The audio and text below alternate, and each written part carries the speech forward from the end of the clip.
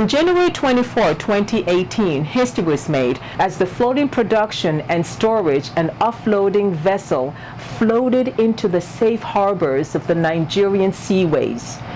The person responsible for this is the one woman that ever held down this spot. Her name is Hadiza Bala-Usman. She's the managing director of the Nigerian Port Authority, and I'll be sitting with her as we go deeper to find out the connection between the Nigerian Port Authority and the economic diversification of this country. I'm Chioma Ikejani, and you're watching AMOI Unplugged, Exploring Diversity. Please don't touch that dial. We'll be right back.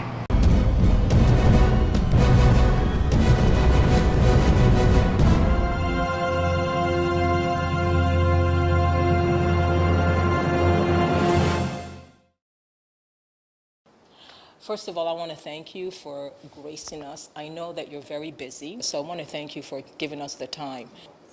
So as the managing director, what is your role as the regulator versus other agencies? Yes, we regulate the operations of the ports. We currently have a landlord model of our port operations.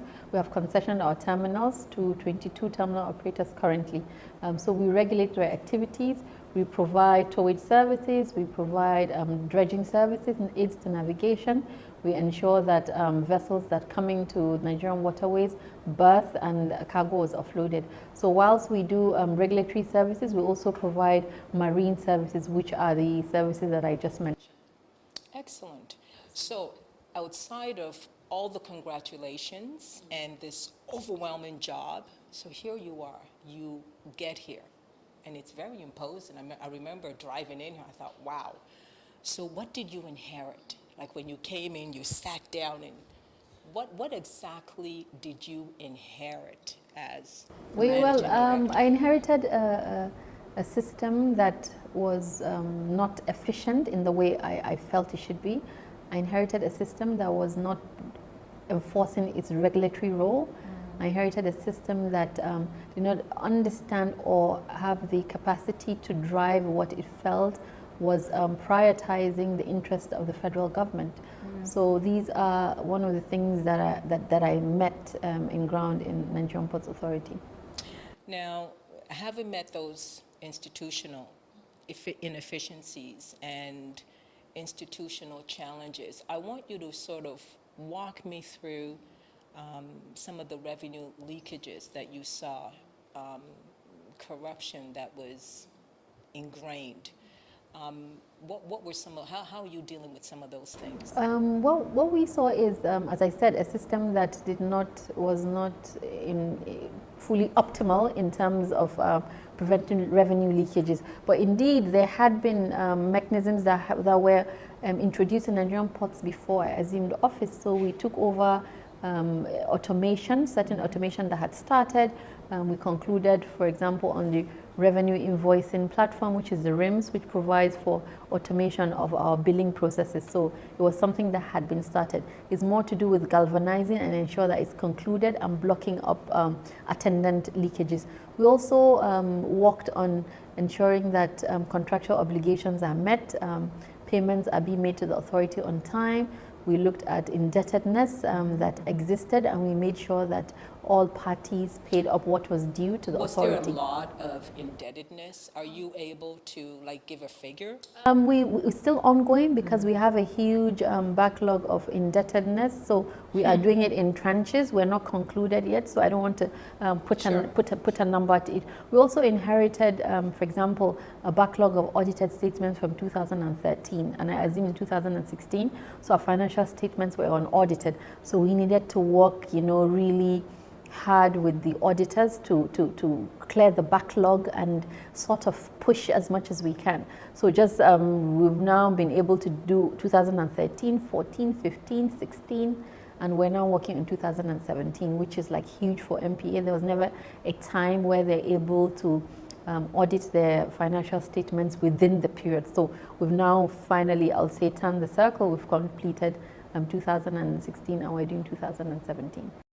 how were you effectively able to dismantle? And I didn't realize this was a big concern for Nigerians, not so much the international community, but the indigenous.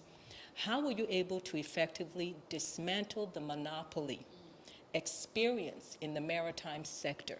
I'm talking people that are traders, people that are working, and they said, how was she able to do this monopoly? And I said, you know about the monopoly? I didn't know about the monopoly. So talk to me about that. There seems to be this inherent notion or perception that the maritime sector was monopolized, and it was so difficult for the indigenous community to come in and, you know, bid. And so coming in, how were you able to handle that? Well, we sought to remove any, I mentioned attendant monopolies. We obtained the necessary approvals from the president to remove monopoly, which allows for parties to seek where they feel. Was that an executive order? No, it was a presidential approval. Wow. It was a presidential approval. It is primarily around the oil and gas cargo. Historically, we had a situation where all oil and gas cargo were required to terminate in certain terminals in a particular region of the country. But we felt that that provided an attendant cost in operation. So you have a situation where crude exploration is much higher because you are limiting the IOCs to using certain terminals.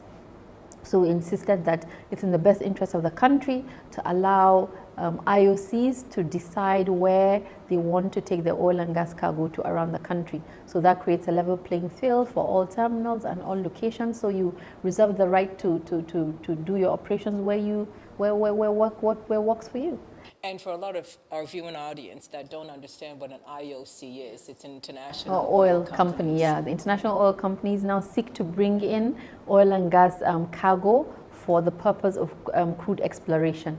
And in doing that, they require to use our waterways. And historically, they were limited to using certain terminals in certain regions of the country. But now a monopoly has been removed and you're permitted to take the oil and gas cargo to any terminal of your choice in the country, across the country. Wow. Yeah. So that significantly dropped the cost of exploration in the country. Now, one of the things that when you look at ports, when you look at shipping, when you look at trying to move cargo is institutional or more infrastructure, the rehabilitation of infrastructure. Can you talk about some of the things that you've been able to do to make it easier, specifically with the ease of doing business policies that the government is pushing, or it's its mandate? As we seek to implement the ease of doing business, one of the focal issues is to do with providing 24-hour port operations in Apapa Port. Okay. So we're doing that. The Nigerian Ports Authority staff are on ground to provide 24-hour operations in Apapa Ports. We've noted a challenge around that because the exporters are not coming to clear their cargo after working hours. But that they attribute to attendant issues around moving the cargo out of the port. They're concerned about security and all of that. They're concerned about the security of evacuating their cargo at midnight, for example, because the 24-hour port operations would, enable you clear your cargo at night. Ease of doing business also sought to have a single interface where all agencies of government domicile together to inspect cargo, and that's a critical part of it, which we are working on implementing.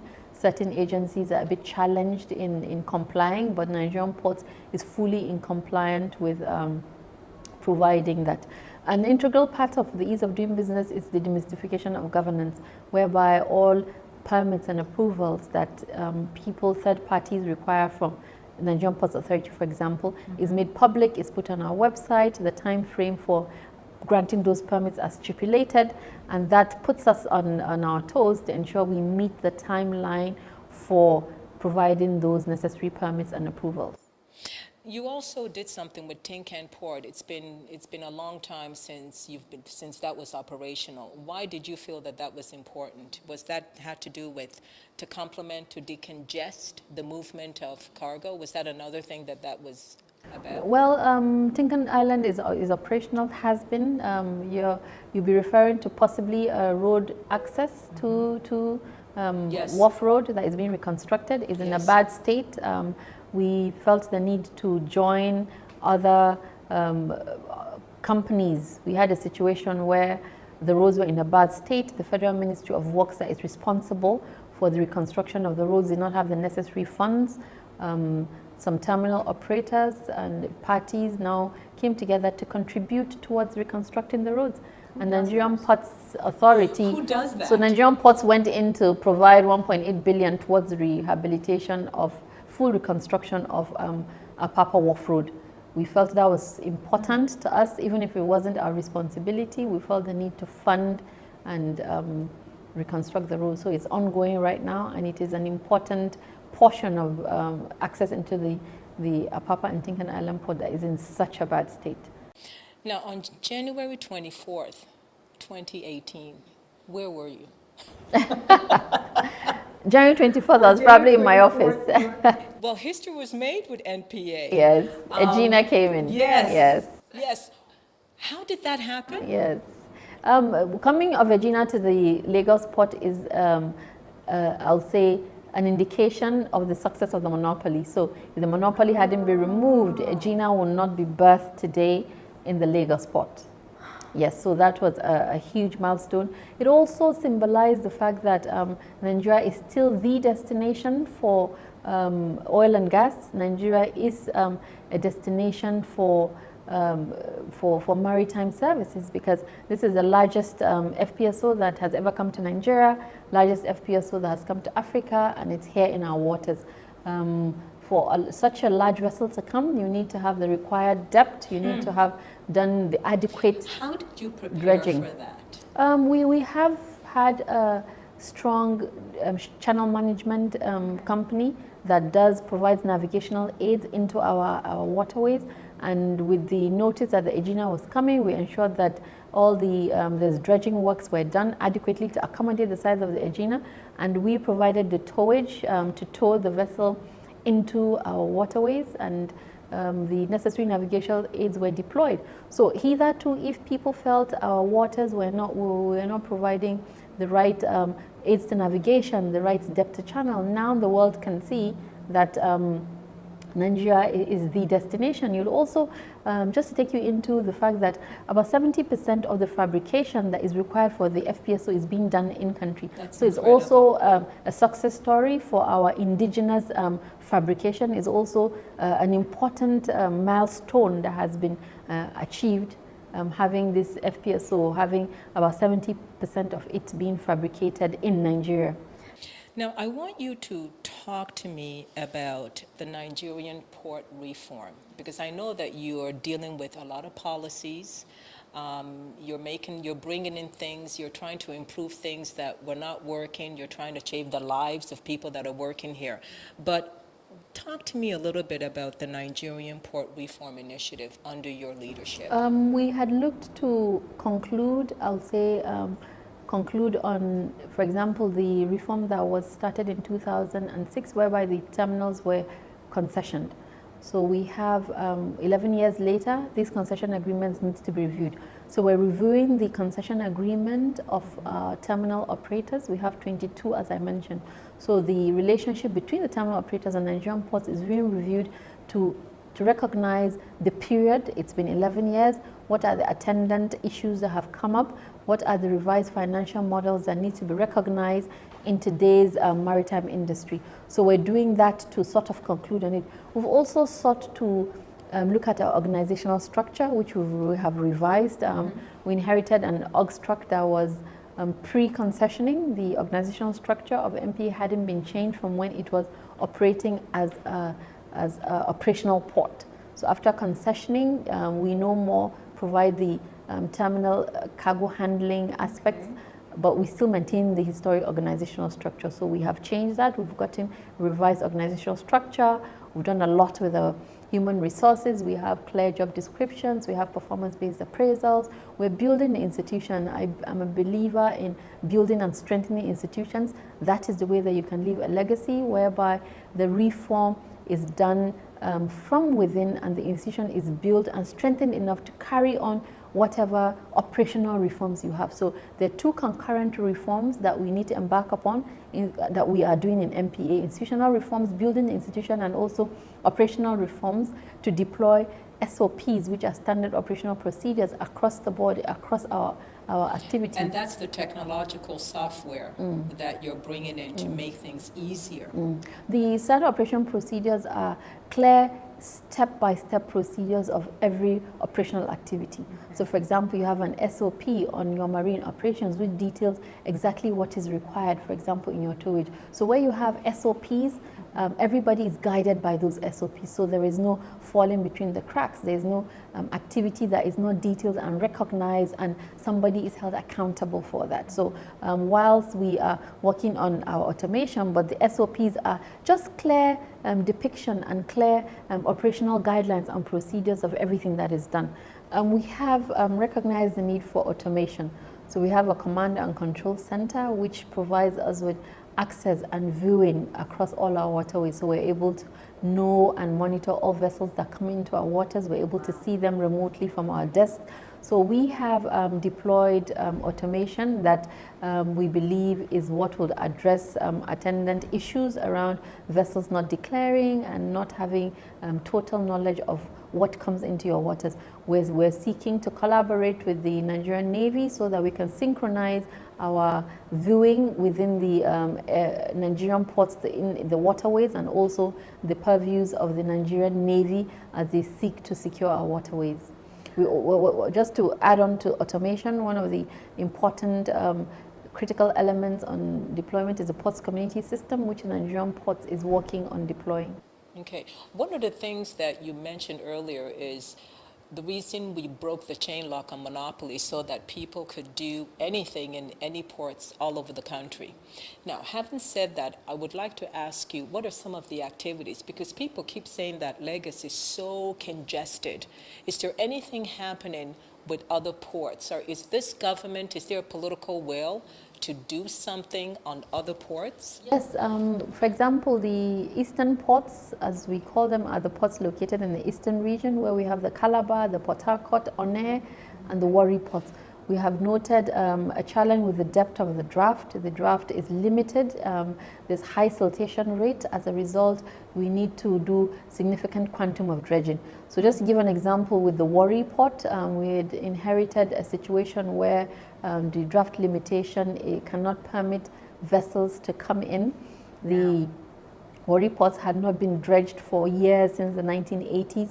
So we were able to initiate a procurement process, and we got the necessary approvals to dredge Warri ports in the last 1 month. So this is a huge milestone in ensuring that the Warri and indeed the eastern ports are dredged, and you have larger vessels coming in. You have vessels not being grounded in those locations. So it will fundamentally change the economies of those locations. Warri Delta State will receive larger quantum of marine activities within the next 6 months. So it is indeed a leap that hasn't been done, as I said, by administrations hitherto.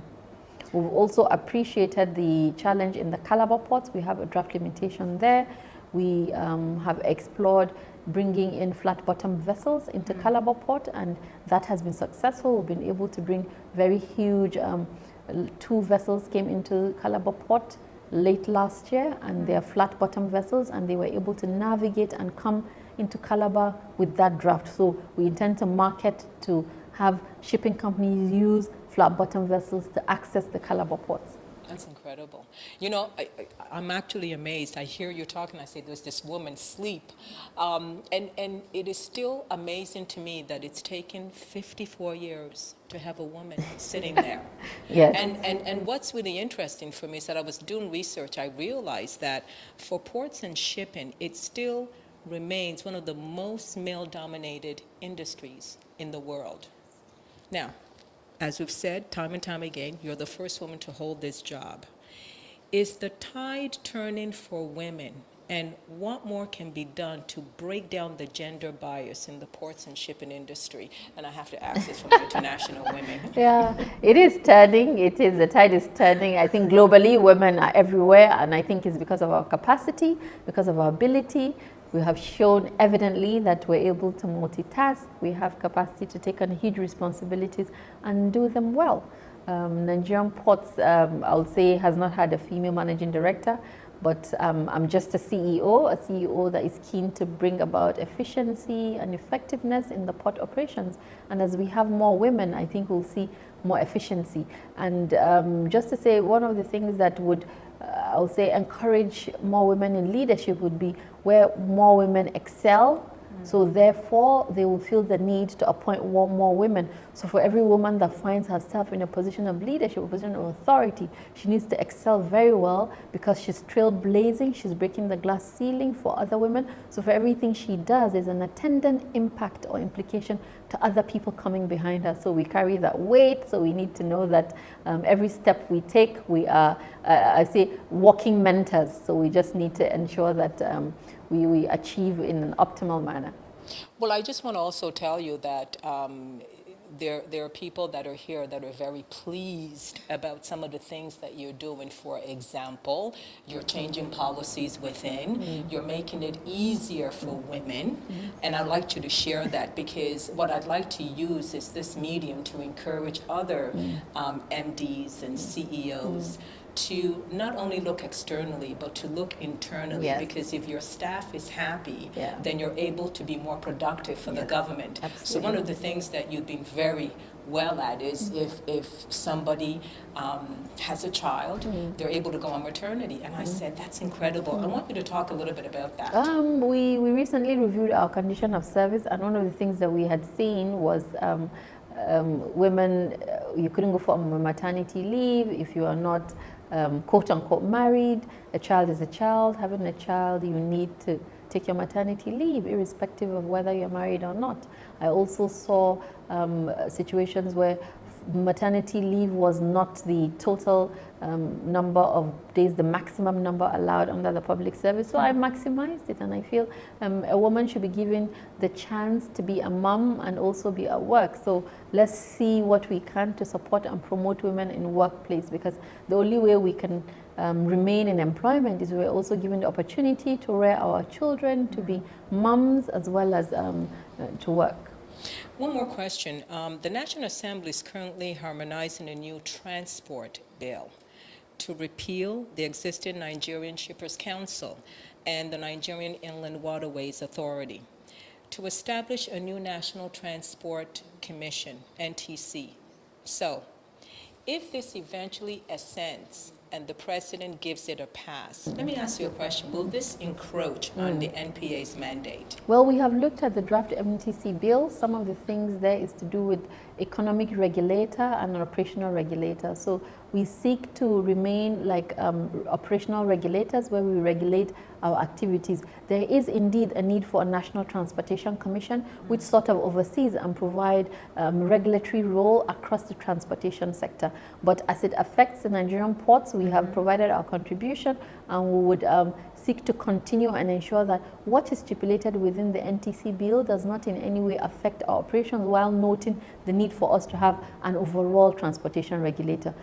Now, one of the biggest things that this government has been pushing since it came into power is the whole issue of economic diversification, and they're relying heavily on the ports to deliver. Having said that, what is your plan to help the indigenous market to export their products? I know the government is spending a lot on agriculture, mines and steels. Are there any plans in terms of trying to make it easier for the indigenous companies to export? We prioritize export. We have noted the need to have priority consideration for export of products. So our terminal operators have been notified, and they've created priority desks for export of agric produce and export of solid minerals. We've also designated a terminal, Ikurudi terminal, for agric processing. So it's a location that has been designated for a terminal to provide the services required for agric processing. So we understand that as an attendant priority consideration for the government, and we're seeking to do that. We also recently came to the end of one of our concessions, and we've also revised the use for it to also be an agri-processing terminal is also within the Tinkan Island. So we believe greatly on improvement of exportation. We have noted the attendant concern where vessels come in fully laden, and when they're returning, they're literally empty. So we are working to see how we can facilitate the growth of our export market. Where do you want to see the Ports Authority in 10 years? Well, This is my last question. yes, I would want for the Nigerian ports to be the most competitive ports in the region. I would like to see more efficiency. Our cargo dwell time would improve. I would like for us to be the most efficient, dominant port in the continent. You do not disappoint. You're lovely. Thank you. It's a pleasure. I was actually It is my tripping. pleasure. Thank It's you such so a much. pleasure. Thank you. Thank you.